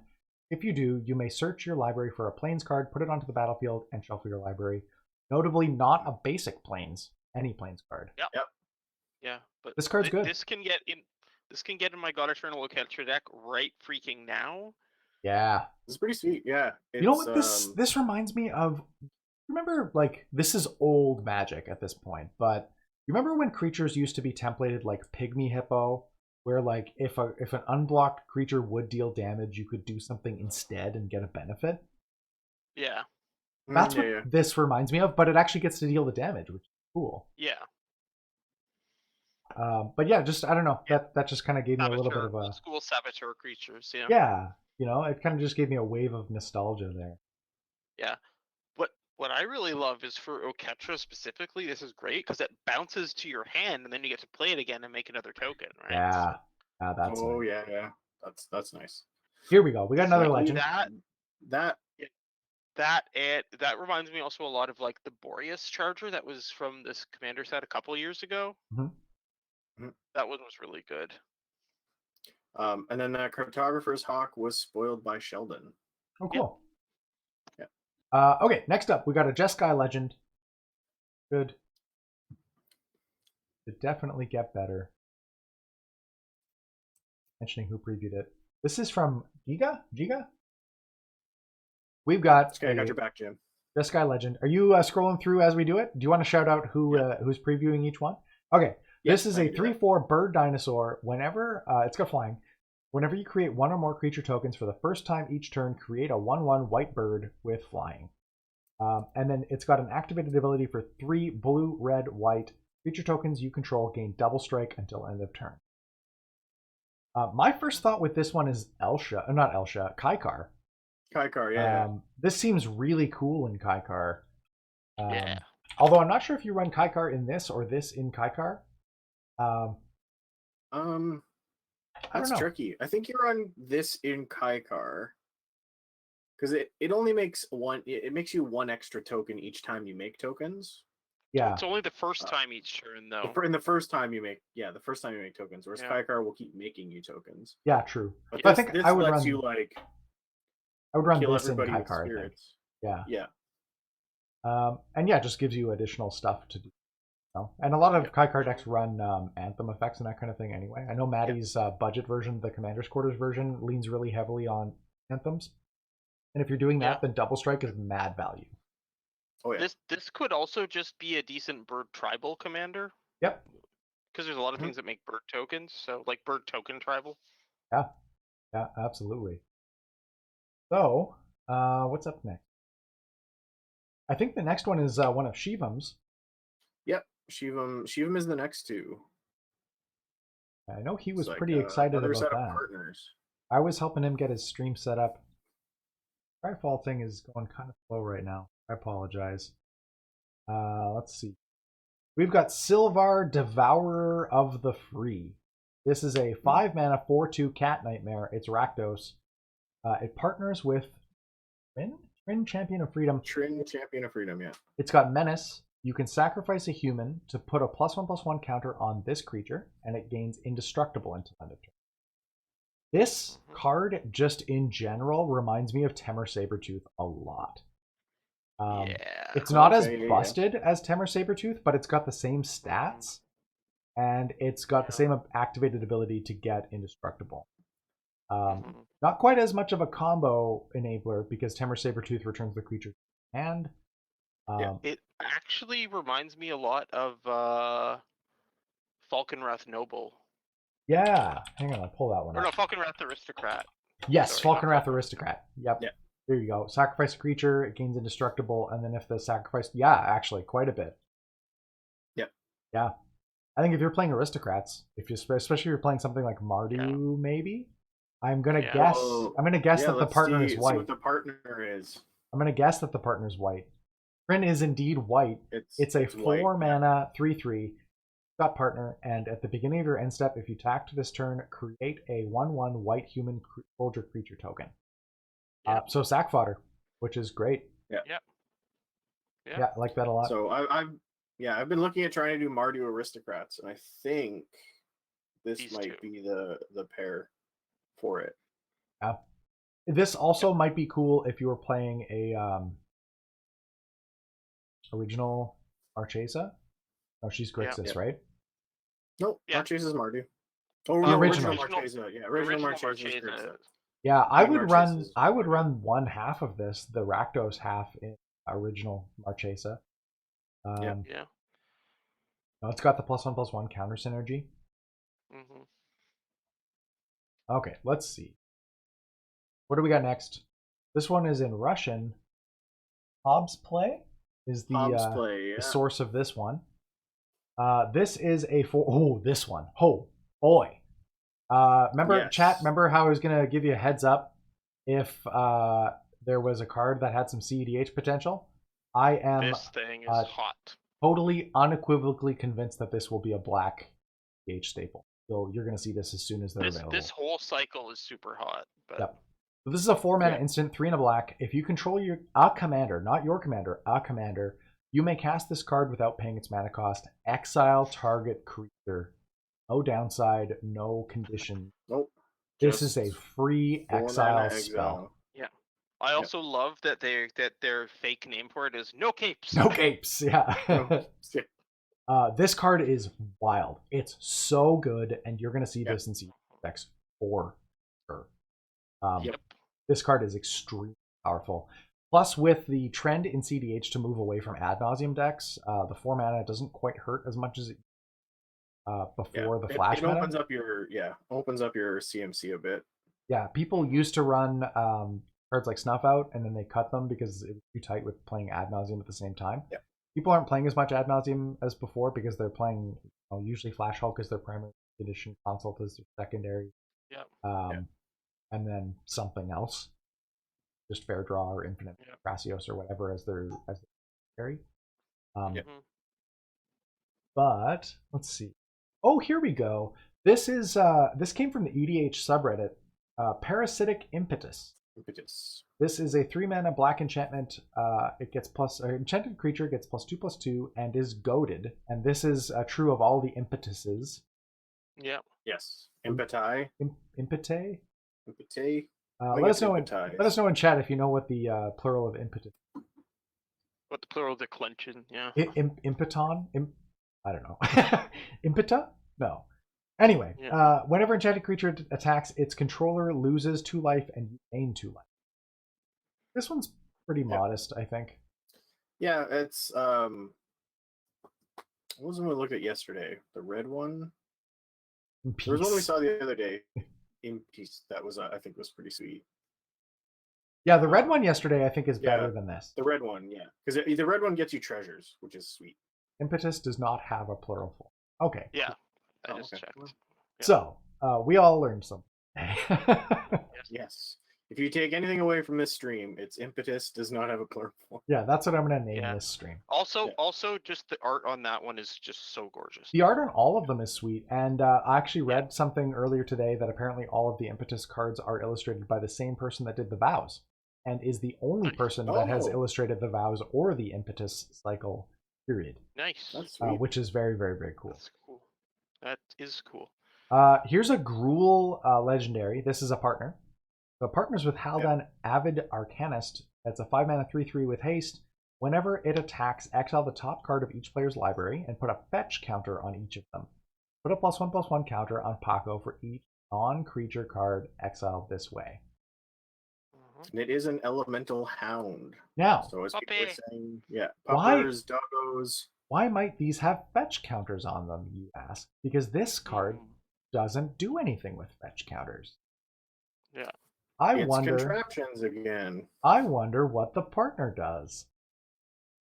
It's blue. It's a 3-mana 1/4. It partners with the puppy. And you may play non-creature cards from exile with fetch counters on them if you exile them. And you may spend mana as though they were mana of any color to cast these spells. It's sweet. I like the if you exiled them, just in case two people are playing this. Yeah. Someone else is playing Paco. That's I a think good it's, distinction. Especially since they're precons, it's probably more likely that more than one person is going to be playing this deck in a pod. Yeah, that's fair. I like these cards, but like I mentioned before, Haldan is like the only one of the 10 that doesn't do anything by himself. Yeah. That's true. Right? Yeah, Haldan doesn't have an actual. I mean, he's a horned turtle, which is fine. Yeah, but like he doesn't do anything. Nothing else uses fetch counters, right? So yeah. So those ones were brought to you by Commander's Brew. Oh yeah, Commander's Brew. Sorry, I'm just looking because I didn't notice it with Silvar and Trin, but if you look at Paco and Haldan side by side, the art is actually a panoramic. Oh, that's cool. Oh yeah, which is really cool. I like that a lot. Yeah. Okay, we got to keep on. Ones might be, but we have like another 8 cards we got to get through, so let's just keep on trucking. Collective Adaptation is a 6-mana sorcery. It's 4 green. Reveal the top 7 cards of your library. Choose from among them a card with flying, a card with first strike, and so on for double strike, death touch, haste, hexproof, indestructible, lifelink, menace, reach, trample, and vigilance. Put one of the chosen cards onto the battlefield, the other chosen cards into your hand, and the rest into the graveyard. Mm-hmm. That's a lot of text. Oh boy, is it so ever. many words. This reminds me of Odric. Because it's just like Soul Flayer. Yeah, let me just list off a whole bunch of keywords. Yeah. It's kind of sweet. Does it have an evergreen keyword? Yes, you get it in your hand. Yeah, this kind of seems like it could be cool in the Sultai Vampire deck. The word soup one. What's his name? I think it starts with a name. Hey, I don't know. And chat, anybody know what the Sultai Vampire's name is? Yeah, Sultai Vampire from last year. Yeah. If you're playing word soup, this card's gonna draw you a lot of cards. Like probably 3 or 4, maybe. Also, Cairn Wanderer likes this, but yeah. Rayami. Yeah, that's the one. There we go. Yeah. If you're playing that kind of a deck, or even if you're playing with Odric and happen to use that ability, this is the type of card that you might want for that kind of deck. 6 mana sorcery is kind of steep. I don't see myself playing this. No. Yeah. Okay, moving right along. Get this selective adaptation out. Get it out of here. Now it's stuck there forever. Yep, stuck there forever. We've been hoisted by our own selective adaptation. Here we go. The Phoenix? Yes, the Phoenix. That one was actually previewed. The selective adaptation was previewed by the Rules Committee. By the Commander's Rules Committee, yeah. Yeah, this Phoenix was previewed by Magic Sishik. This is a creature Phoenix. It's a 5-mana 4/2 with flying, and when it enters the battlefield, return target instant or sorcery card with cycling from your graveyard to your hand. At the beginning of each end step, if you cycled 2 or more cards this turn, return this Phoenix from your graveyard to your This is one of those cards that's like impossible to get rid of when you're playing. Yeah. Because if somebody's cycling at all, they're getting it back every time. I don't like that it goes back to your hand rather than the battlefield. I feel like it probably, it could have gone back to the battlefield. Like if they're gonna send it back to your hand, then give it cycling as well, Yeah. right? Yeah. That might be a little too easy to proc. Like give it cycling as well and make it cycle 3 cards, right? Yeah, that'd be a cool way to. Or 2 other cards or something, right? I think as templated, it's a little underpowered. Yeah. I mean, I'm normally a fan of Phoenixes, but this one ain't it, Chief. Yep. No. Oh, this one I think is my favorite card that's been spoiled so far. Kristen from Hipsters of the Coast, I know because she messaged me this morning after previewing the card. Manascape Refractor is a 3-mana artifact. It enters the battlefield tapped. It has all activated abilities of all lands on the battlefield. I'm going to repeat that. All lands on the battlefield, not your lands. Everybody's land. Every land. Yeah. And you may spend mana as though it were mana of any color to pay the activation cost of Manascape Refractor's abilities. Yeah. This card this is card is a bit bonkers. Yeah, Yeah. it's a bit of a head trip Yeah. as well, rules-wise. Kristen actually contacted me to help her with some rules issues with it, just to understand, because there's a lot of weird implications from this card. Oh, absolutely. Do you want to maybe share a couple of them? Yeah. Well, I mean, it has any activated ability of lands on the battlefield, but that ability only functions when it's on the battlefield. So, if you say have a land with if there's a land with cycling in play, you can't cycle this from your hand because it doesn't have the ability yet, right? Because abilities only function. Abilities of cards like the one that gives this all the abilities only function if they specifically state that they do, or if they could only work from a non-battlefield zone. The weirdest thing I've found, so once it's on the battlefield, it'll have the cycling ability, but that doesn't do anything. Similarly, if there's say, what's the Drowneyard Temple, the one that can come back from your graveyard for 3 mana. Oh yeah, you can't return this from your graveyard if there's a Drowneyard Temple in play. But one of the weirdest interactions with this, that's kind of a head trip, is let me ask you, Jim, since you're not at least I don't think you're as rules savvy as me and Jan are. Okay. So Yeah, hit me with it. What if I have let's say Mishra's Factory, right? Okay. Yep. And I use the Mishra's Factory ability on the Manascape Refractor to turn it into a creature. Yep.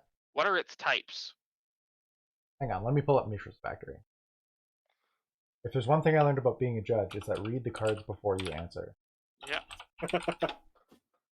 Mishra's Factory has an ability that says it's a 2/2 assembly worker artifact creature until end of turn. Still a land. Oh, that's a good one. Okay, so I would say, without reading the rulings and cheating, I would say that this does not make it a land. Oh, wait, hang on. Yeah, I would say that it does not make it a land. Correct. Yeah, so I would call it an artifact creature assembly worker. Yeah. Yes. Yeah, and the reason why I say that is because I believe that the it's still a land thing is there because whenever you reassign a type to a card, it loses all other types. Unless it specifically says otherwise. Right, yeah. like this one does. Still a land is just one of the phrases that means it keeps other types. Yes. So it's not gaining the ability to be a land, it's retaining if it has it. Yeah. Also, technically, Mishra's Factory doesn't need that because it also has the other secret phrase of becomes an artifact creature. Mm-hmm. Yes. Mm-hmm. Which is another weird one that, for some reason, makes things retain types because old cards. So, question for you. So this basically, if this becomes a creature through like an animation ability, it stays an artifact, becomes the creature with whatever subtype. So if you activate one of the abilities of something that doesn't become an artifact creature, like let's say like Shambling Vents or whatever. Yeah. Shambling Vents, Wandering Fumarole. It will still be an artifact creature. It won't be just a creature, it won't be a land creature. Yeah. Yeah. That's one of the weirder implications. There weren't that many others. I can check my email with her. Yeah, Kristen sent me one too. She said that she had to talk to, or that Gavin had to talk to Eli Schifrin about it. Yeah, let me just check the questions that she had. Some weird realizations about the card is you can it gets the fetch land abilities, so you can sacrifice it, pay a life to get a land. Yeah. It gets fetch land abilities. It if you use Thespian Stage ability with it, though. I was just thinking about Thespian Stage. Okay, let's talk about Thespian Stage. It just becomes a copy of the land with the Thespian Stage ability. It will stop being an artifact and lose its other fun stuff. Right. So the next one that I want to talk about is just double checking if there's any other weird stuff. Here's a good one: Profane Procession. No, that was about it. Profane Procession flips into Tomb of the Dusk Rose, which is a legendary land that has add 1 mana of any color to your mana pool. And then it's got an activated ability for 2 white-black. Put a creature card exiled with this permanent onto the battlefield under your control. So the question is, if you exile some stuff with Profane Procession, then flip it, can you activate this card's ability on your, what is it called? Manascape Reflector. Yeah, Manascape Reflector to put that creature onto the battlefield. Sorry, Refractor. The answer is no, because this is a linked ability. The key is that it says that it was exiled with this permanent. Yeah. But specifically, it's referring to the ability from the other side From of the other that side. card. Yeah. So even if you give Manascape Reflector the ability to exile creature cards some other way, Yeah. it won't be able to return any of them with that because it's referring to specifically to cards exiled with that 3-white-black exile target creature ability. Yeah. Yeah, so Because that was a linked weird one. abilities are weird and don't want you to have fun. Yep, agreed. Okay, so let's keep on trucking here. I love this card. Shout out to Kristen. I know she put a lot of research. Go read her article on this card, actually. She really well-researched article on this card. Talks about some neat, great card in a Golos deck. Here we go. Oh, yeah. Glade Muse. This is a 3-mana 2/4 beast. Whenever a player casts a spell, if it's not their turn, that player draws a card. Oh, boy. That's pretty sweet. I do not like this Really? at Why? all. I feel like it's doing the opposite of what green wants to do. Yeah. Like I feel like green wants to should be punishing people for playing out of turn more. Yeah. Like sort of more of a Heartwood storyteller sort of thing. It should make that player's opponents draw a card, maybe. Yeah, weird as mono green. This is definitely, I would call this a bend for sure. I can tell you, where I want to play it, and I can tell you that the deck that I want to play it in got a lot stronger with Theros Beyond Death. We talked about a lot of cards like Breaching Hippocamp. Yeah, Yolan mentioned Rashmi Control, or 4-color Rashmi, as it's known as Curiosity Control. That deck, Rashmi in general wants to play on other players' turns. And it wants to draw cards for playing those spells on other players' turns. So when you're playing just straight up Rashmi Control, that's the Curiosity, or that's the Simic version. You're just using Rashmi and casting cantrips, casting counterspells, doing that kind of stuff. When you're playing the 4-color version, which plays Vile Smasher and Thrasios, you're using Curiosity, the aura, put it on your Vile Smasher to build your own Rashmi. So Breaching Hippocamp, this Glade Muse fits into that style of deck and can be absolutely crushing when you're drawing like a card or two off of every spell you cast every turn. Yeah, this is exactly tailor-made for that kind of deck. Luca Panzoli, I have played. I've not played the Simic version of Rashmi Control, but I have played the 4-color version. I believe Bill did as well. Yeah, I brought it to Vegas last year and won quite a few games. But the deck's grindy and kind of miserable to play, but if you like playing Control, it's real good. It's like it's a very neat deck. Yeah, it's as close to Drago Control as you're ever going to get in Commander. Yes. Yep. Because you have to be able to draw 3 cards per turn rotation to play Drago Control in a 4-player game. Yeah. Cool. That's big news. Yeah, that was by Total MTG. Okay, next up we've got Agitator Ant. This is a 3-mana insect 2/2. At the beginning of your upkeep, each player may put 2+1/+1 counters. Oh, beginning of each end step, yeah. Each player at the beginning of your end step, each player may put 2+1/+1 counters on a creature they control. Goad each creature that had counters put on it this way. Whoa. This is cool. This card makes stuff happen.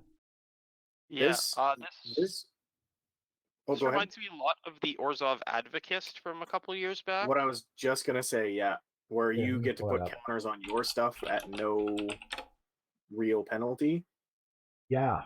And mixed with Goad. This is my favorite part about Goad, is that it prevents the like miserable board stalls that happen in like mid-power games that are focused on creature combat. Yeah. Like Makes everybody, if you've played EDH for any amount of time, like you've been in those games where you just sit there for 2 hours and people just cast a creature and pass the turn, you know? Yeah. Like the worst case scenario with this is you have to attack with a creature on your next turn, Yeah. and people can plan for that.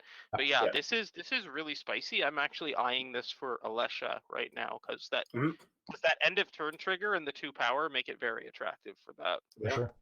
And you And can like put them on. who's gonna chump block this thing? Like, I mean, who's just gonna like block and kill this stupid thing This little when I'm ant. attacking with other Yeah. stuff, right? And you can put the counters on Alesha because you're attacking anyway. Yeah, I can put counters on So- Alesha, and she's first strike. So like, sure, Yeah, that's my really good. commander that has first strike Yeah. is bigger. Yep. For sure. Like it. Okay. That's I Yingdi. Okay. I think I'm reading it. Yeah. Next up, we've got Daring Fiend Bonder. That's a 4-mana 5/1 human warlock. It's got haste. It attacks each combat if able. And for 2 mana and exiling it from your graveyard, you can put an indestructible counter on target creature. You can only do that at sorcery speed. It's not terrible. I'm not really keen on this though. Yeah, it's No. it's a reliable way to get it to your graveyard because it's a 5/1 with haste. Yeah. Right? That has to The attack. indestructible counter is appealing though. Yeah. But Yeah. Yeah, But and like at sorcery speed is a little. that's a yeah, little- Yeah. It's interesting. I think it's close to being cool, but I'm probably not going to touch that card. yeah. No. Next up, we've got Predatory Impetus. This is the green one. It's a 5-mana aura. It's got enchant creature. Enchanted creature gets +3/+3, must be blocked if able, and is. And is good. Yeah. This is a throwback to what is it? Venom. There was the combo of Venom and Venom. Lure. Lure. Lure. That's what I'm thinking Yeah. of. Remember Well, this isn't Lure? lure. This is just blocked by one thing if able. Yeah. You just have to block it. You don't have to block it with everything, Yep. which was lure. But I mean, if it's getting +3/+3, this is almost as good as reusable removal, depending on what it's on. Yeah. Yeah. Toss this on a beefcake, let her fly. Yeah. Something with like first strike or death touch. Yeah. Yeah. Okay. Next up, Both of we've those got. were wizards. Next up, Wizards we've of the got. Coast, yeah. This card is being called Beast Without. It's a 3-mana 6/6 beast.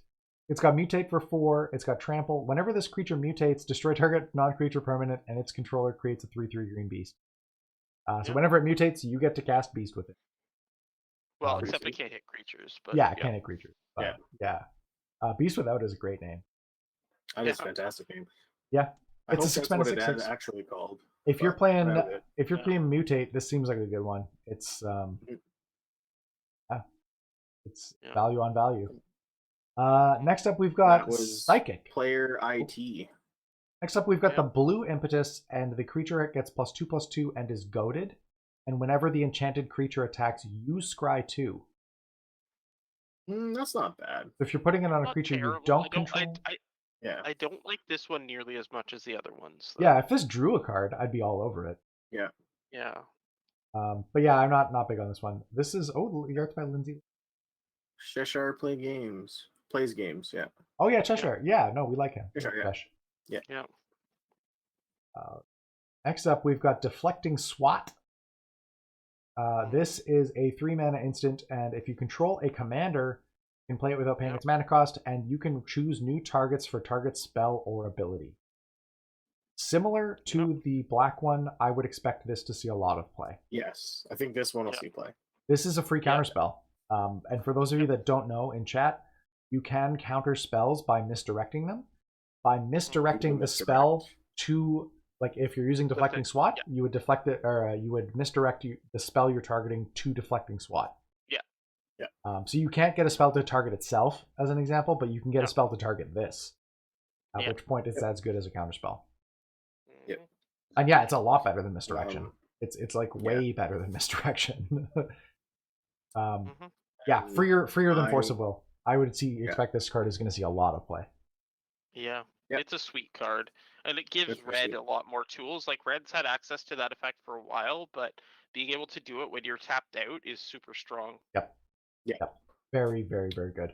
This also, if you can misdirect removal, like, it becomes a 2-for-1. If you misdirect somebody's removal that's pointed at your stuff to their stuff. Yeah. Yep. There's a lot of application. for a spell like this. And for 0 mana, which is what this is going to cost 9 times out of 10, this is a great card. Mm-hmm. So, that's pretty sweet. I can't read the source. Some Japanese. I do not speak oh Japanese. yeah, that's true. That's true. Well, shout out to them. Something. Here, I'll pull it up on the screen. We'll credit this. Credit where credit is due. These are the people that previewed that card. I'm sure they're awesome, and you should check them out if you speak Japanese. If you don't, then okay. Google translated it as Kurotaka EDH channel, so cool. Hopefully that's correct. Well, shout out to them.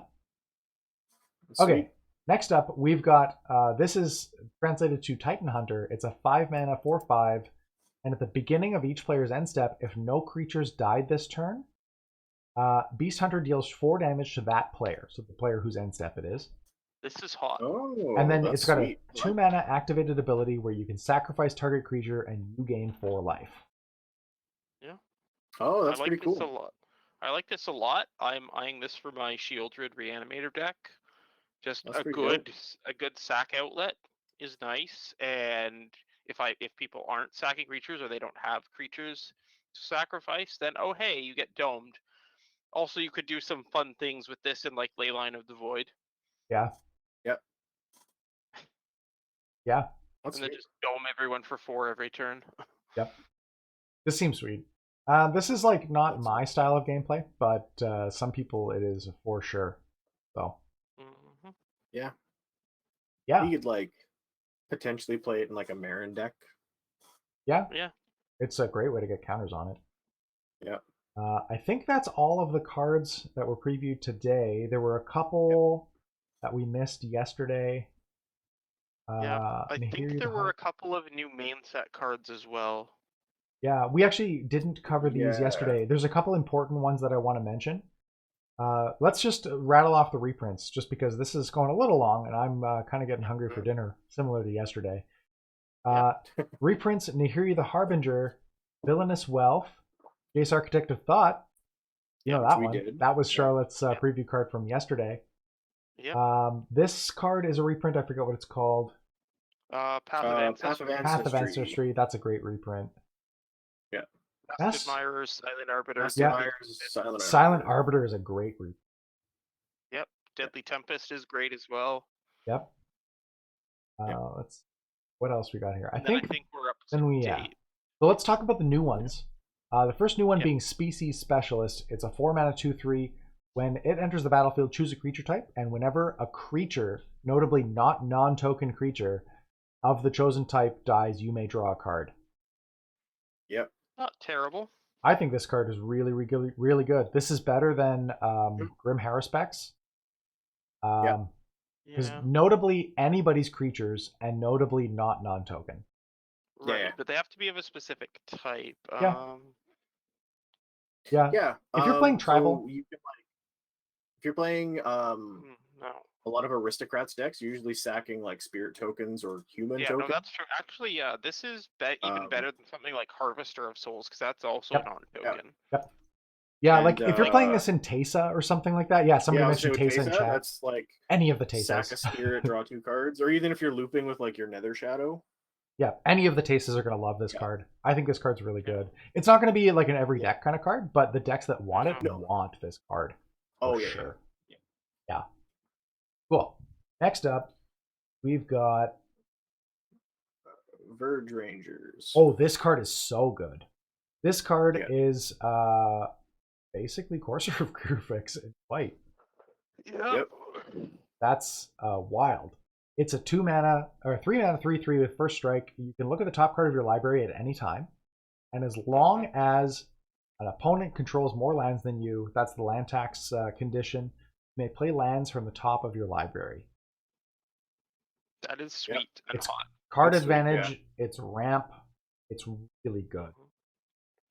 It is really amazing, and definitely the sort of card advantage that white needs. Yep. It's like firmly and unequivocally in white's piece of the color pie.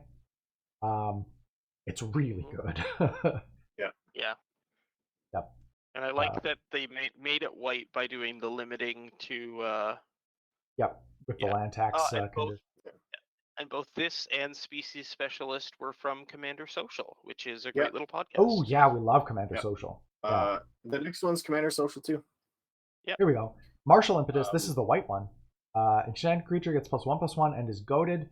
Whenever it attacks each other creature that's attacking one of your opponents gets +1/+1 until end of turn. Nice. This is good. This is much better than the blue one. Yeah. Well, also, like, you can play this if you're playing white and you're playing Anthem effects. You just enchant one of your creatures, swing it with your team, and Anthem everybody. So it's like... Yeah, like I said, I run an Annex and Symede deck. This makes Annex and Symede a 4/3, and then whenever it attacks, it's like an additional Anthem. So you cast it, you make Annex and Symede a 5/4, and then it gives all of your creatures +2/+2 when you attack.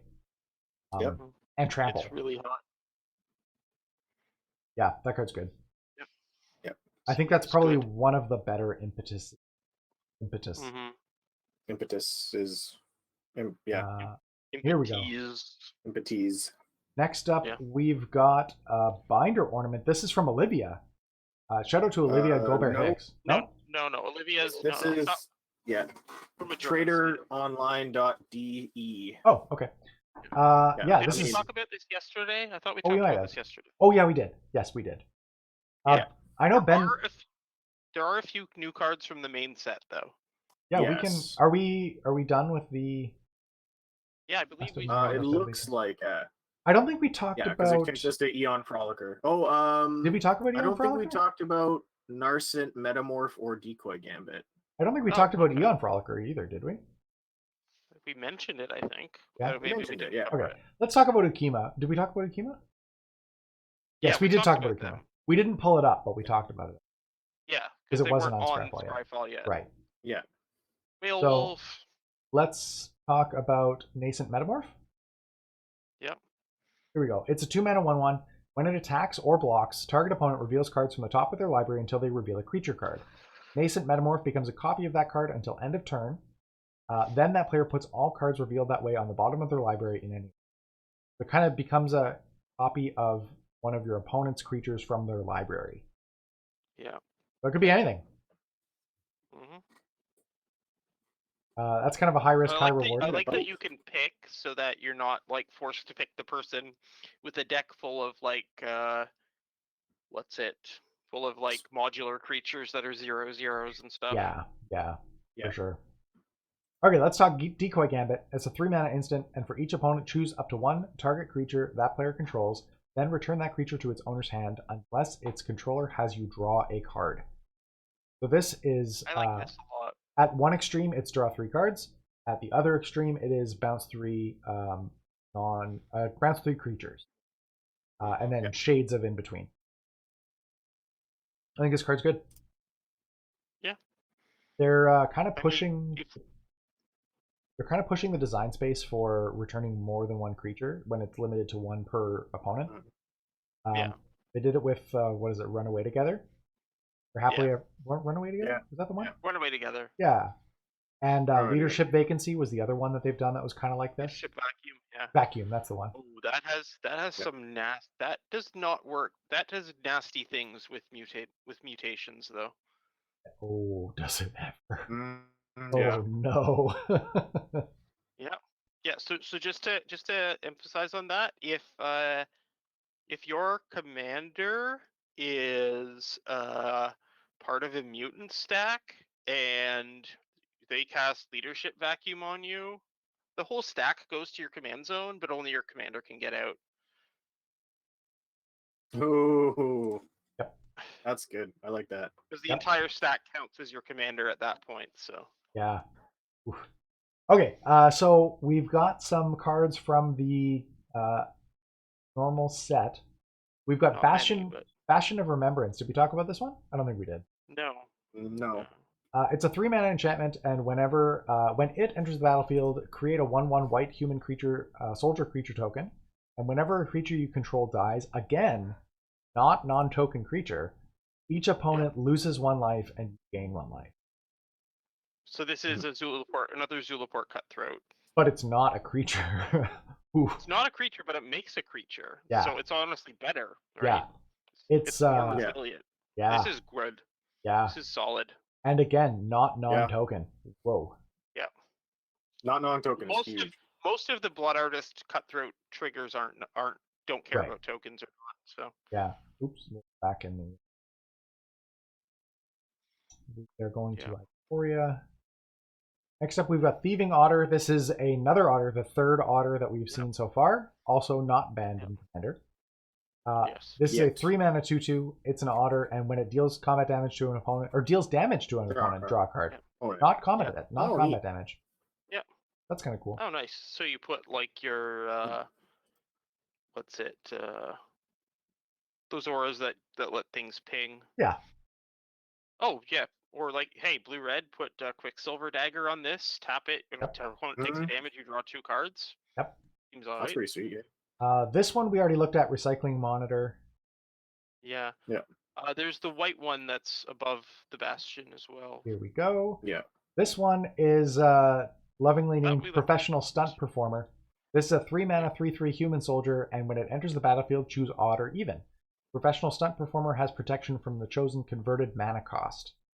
So kind of like Haktos. That's really cool. Yeah, 3-mana 3/3 with protection from half of things. Yeah. Seems good. Yeah. Yeah. It looks like, is one of the Notably- decks gonna have a heavy odd and even type? Because they have the companions like that, right?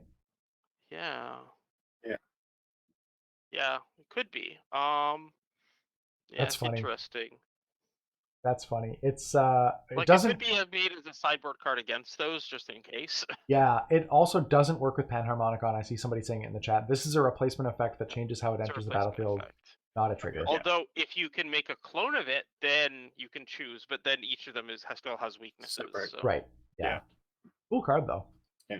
Yeah, it is. Very cool. Notably, 0 is even. So if you choose even, most tokens can't block this. Yeah. Mm-hmm. Yeah. 0 is even, and then protection from the chosen type. And if you end up with even or odd, odd is really good because it blanks all the 1-mana removal. Yeah. Your like rapid hybridization, your Pongify, your swords, your path, your fatal push, like all of those common removal spells that you're going to see in the format, blanks all those. Yeah. But with that, I think we've covered off everything. Mm-hmm. Oh, Yeah, the mythic just spoiler kinda quick- version says ETB, but I think it's probably as Yeah, because so I think we might. It's probably as. because A lot it would of these be are as. Yeah. it would be unlikely that it would be a trigger because then it could be removed by something that like that. Mm-hmm. So I'm just gonna quickly shout out the people with the last previews, just because we missed a couple before we wrap up. So that one that we just did is Koro. Bastion of Remembrance is Strictly Better MTG. Thieving Otter and Eon Frolicker were both the Woodland Park Zoo, which is kind of cool. Oh. And then Narset Metamorph and Decoy Gambit were Commander Central. Cool. Yeah. Cool. So Yeah. with that, I think we're probably gonna call things a day here on our review stream. So thank you all. There's still 190 of you in chat. Thank you all for joining us. And if you're catching this on the VOD, thanks for sitting through our review, all this stuff. Yeah, get some food in me. It's time. And thanks to Jan for joining us, taking time out of your day, and thanks to Charlotte for sharing her exclusive free preview card with us. Yes, that was super awesome of you. Thank you for coming. Yeah, no worries. I mean, hey, spread the love. You guys helped a lot with really hyping it up. So yeah, I think we peaked at about 600 people in chat, which is pretty exciting. Yeah. I think that's our biggest audience that's, ever. That's exciting. Oh, Yeah. Olivia just posted her previews that are new, Oh, so cool. we could cover those quickly. Yeah, well, let's do it quick. All right, let's do them quick. Let's I see. can read it. I'll read it out to you. Yeah, let's do it. So Souvenir Snatcher, 4 in a blue, creature bird, 4/4 flying, mutate 5 in a blue. Whenever this creature mutates, gain control of target non-creature artifact. That's I like it. Like Thieving Magpie kind of thing. Yeah. That's neat. Feels a thing. And then Dredge the Mire, 3 in a black sorcery. Each opponent chooses a creature card in their graveyard. You put those cards onto the battlefield under your control. Oh, that's interesting. Yes, I like this I like a lot. that. Yeah. Yeah. I like that. Yeah, it's kind of neat. Yeah, I like even it. if they're like not great creatures, you're still getting like 3 creatures for 4 mana. So Yeah. Yeah. You usually like hit them when they only have one like yeah, decent exactly. creature. Like you don't want to play this in like a mill deck. You play it in like No. A deck where you're making them sack their good stuff. Yeah, I like it. I dig that one. Yeah. Okay. Yeah. So we're gonna call it there. Again, thank you, Charlotte. Thank you, Jan, for joining us. Yes. We're going to be back tomorrow, depending on. I think that's it for the commander spoilers, right? They're done. Yeah, that's just the weekend. Just the weekend. Commander. Yeah. So the whole deck list should be out by tonight or tomorrow morning at the latest. Yeah. So I Sweet. don't think we're going to do a review tomorrow. We'll probably just go back to Lunchtlander, depending on what we're going to do. I don't know if we're going to stream it on here or on Twitch, but make sure you follow us on Twitch.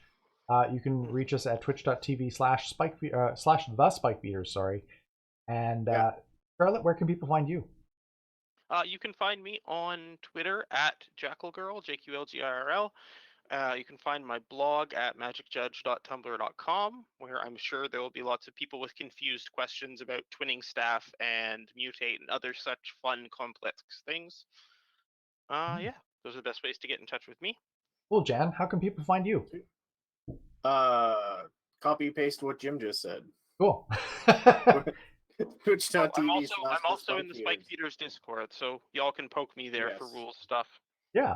I am also technically in the Spike Feeders Discord, but you have to @ me to get my attention because I have a newborn baby, so I'm kind of all over the place. Okay. With that, everybody stay home, stay safe, and wash your hands, and we'll catch you Stay tomorrow. healthy. Yes. Yeah. Stay healthy. 6 feet apart at all times. Yep.